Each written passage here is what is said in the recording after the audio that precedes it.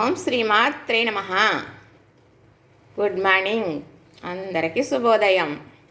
కాకరకాయలు చూపిస్తున్నాను కదా, వీటి గురించి మాట్లాడుతూ మా వారి గురించి చెబుతానండి.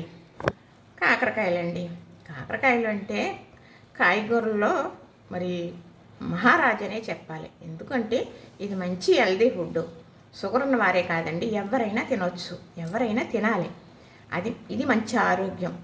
మరి ఎలా చేస్తాను అనేది చేసే విధానం కూడా మీకు వీడియో పెడతాను. చేసుకునేలాగా చేసుకుంటే ఏదైనా అమృతంలాగానే ఉంటుందండి. ఇందులో సేదు లేకుండా చేస్తాను, సేదు అంటూ ఉండదు అని నేను చెప్పను. అందులో సేదు ఉంటుంది, సేదు తక్కువ కనపడుతుంది, కమ్మదనం ఎక్కువ తెలుస్తుంది మనకి, అంతే తప్ప ఇందులో ఇందులో దాగినే ఉంటుందండి. కాకపోతే మనకి నోటికి తక్కువగా తెలుస్తుంది అనమాట. కూరలో ఒక కమ్మదనం మాత్రమే తెలుస్తుంది. అలా వండుతాను నేను సూత్రిగాని. మరి షుగర్ ఉన్న వాళ్ళే కాదండి, ఎవరైనా తినవలసిందే. మా అమ్మగారు ఏం చేసేవారంటే, మా నాన్నగారు తెచ్చేవారండి. 1 కిలో 2 కిలోలు అప్పుడైతే తెలియదు నాకు. చక్కగా కాకరకాయ ముక్కలు ఎన్ని ఉన్నాయో, ఉల్లిపాయ ముక్కలు కూడా అన్ని కోసేవారు.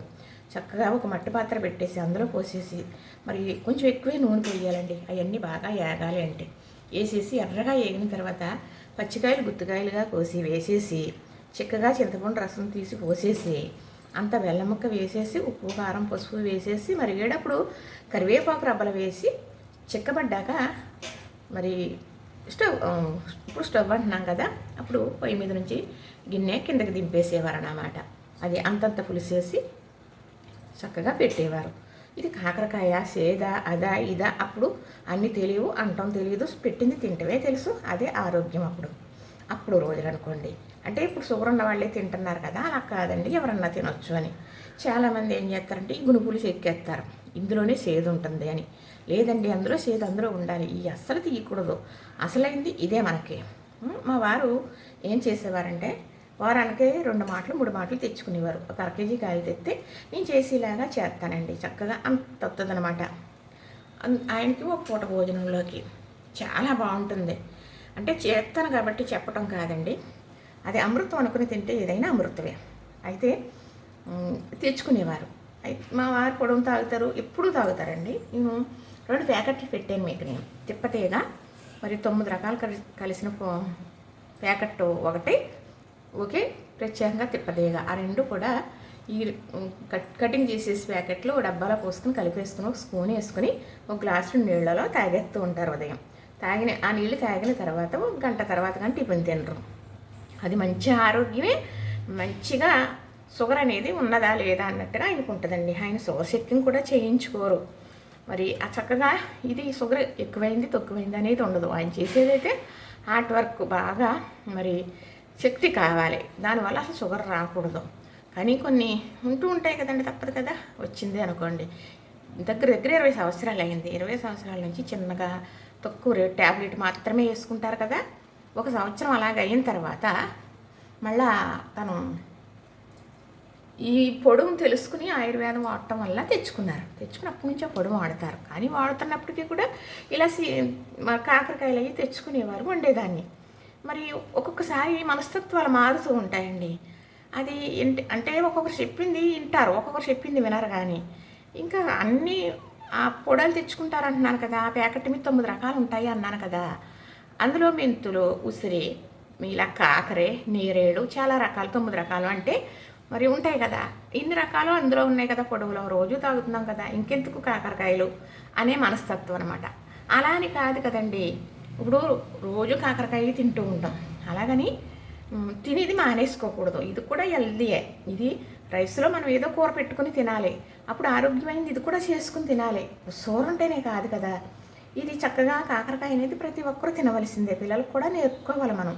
ఎందుకంటే పిల్లలకు నుసుపురుగు అనేది ఉంటుంది పొట్టలో, దానివల్ల పిల్లలకు అరుగుదల తక్కువ ఉంటుంది, కడుపులో నొప్పి వస్తూ ఉంటుంది, వానపాములు కూడా పుచ్చుతూ ఉంటాయి.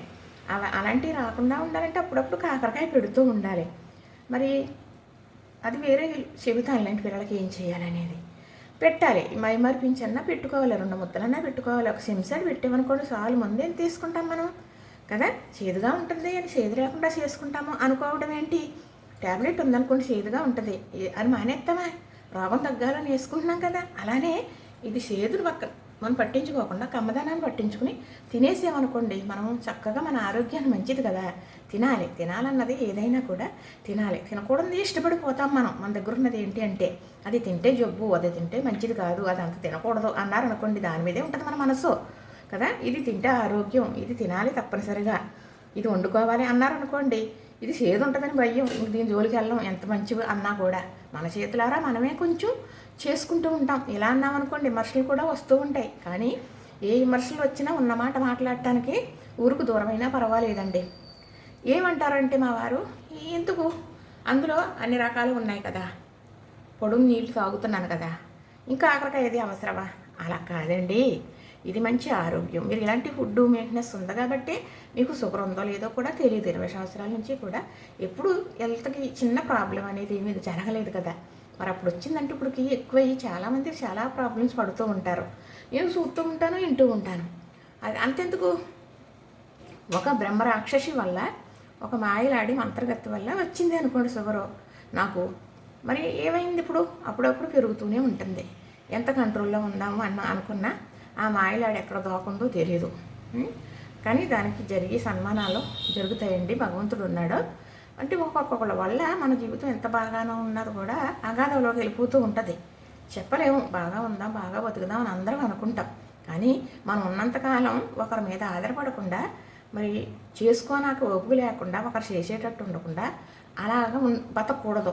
మన పని మనం చేసుకుంటూ వెళ్ళిపోవాలి. కాబట్టి ఇలాంటివి తింటూ జాగ్రత్తగా మన నడవడికి నడుపుకుంటూ ఉండాలి అన్నది నా ఒక్క ఉద్దేశం. నేనైతే అలానే ఉంటానండి. చెబుతున్నాను, ఇష్టమైన వాళ్ళు ఉంటారు, లేకపోతే లేదు. అది మా వారైనా సరే, ఇంకొకళ్ళైనా సరే, నేనైతే అలా ఉండాలనేది నిర్ణయించుకున్నాను. ఎందుకంటే ఇలాంటి ఫుడ్ విషయంలో తప్పనిసరిగా జాగ్రత్త తీసుకోవాలి. ఈరోజు డబ్బులు ఖర్చు పెట్టేసుకుంటున్నాం, హ్యాపీగా మనం ఆర్డర్లు పెట్టేసుకుంటున్నాం, రకరకాలు చేసేసుకుంటున్నాం. అయిపోయిందండి అక్కడతోటి. తర్వాత మనం రోగం కొనుక్కున్నట్లే. చెప్పేమనుకోండి మనం విషమైపోతాం.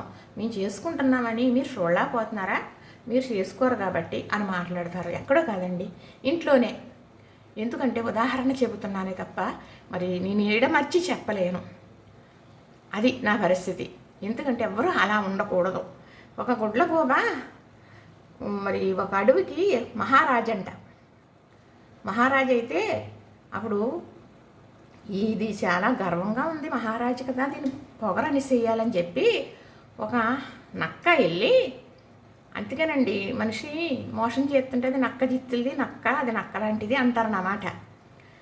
నక్క వెళ్ళి అందంట, ఏంటి నువ్వు మహారాజు కదా, ఈ పళ్ళు ఇవన్నీ తినేసి బతుకుతున్నావేంటి? మహారాజు అంటే చక్కగా మరి ఐస్ క్రీములు, ఐసులు, ఇలాంటి పిజ్జాలు, బర్బాలు ఏంటో రాదండి, ఇలా అన్నారండి అని మీరేమీ తప్పు పట్టొద్దు నన్ను, ఇవన్నీ తినాలి మహారాజు అంటేని అని చెప్పిందంట.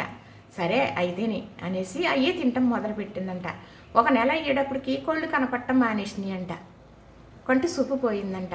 అయ్యో నేను మహారాజుని, ఇలాగా వచ్చిందేంటి నాకు అనుకుంటే, నీ కంటి సూపు లేదు కదా, మహారాజుకి కొనుకురావు నువ్వు అన్నారంట. అయ్యో నా చేతులారా నేనే చేసుకున్నానా అని అప్పటి నుంచి అవి మానేసి పళ్ళు తింటాం మొదలుపెట్టాక తన ఆరోగ్యం యథావిధికి వచ్చిందంట. ఎందుకు కథల్లో చెప్పారు మనకి, మనం కూడా అలా చేస్తాం కాబట్టి మనల్ని ఉదాహరణ తీసుకుని మాత్రమే చెబుతారు తప్ప వేరేది ఏదో ఎక్కడో తెచ్చిపెట్టినాక ఎవరో సరిపోరండి.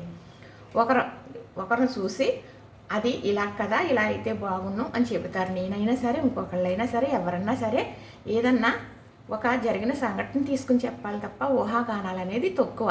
ఎక్కడో ఉంటారంటే కవులు చెబుతారు, కాదని అనను.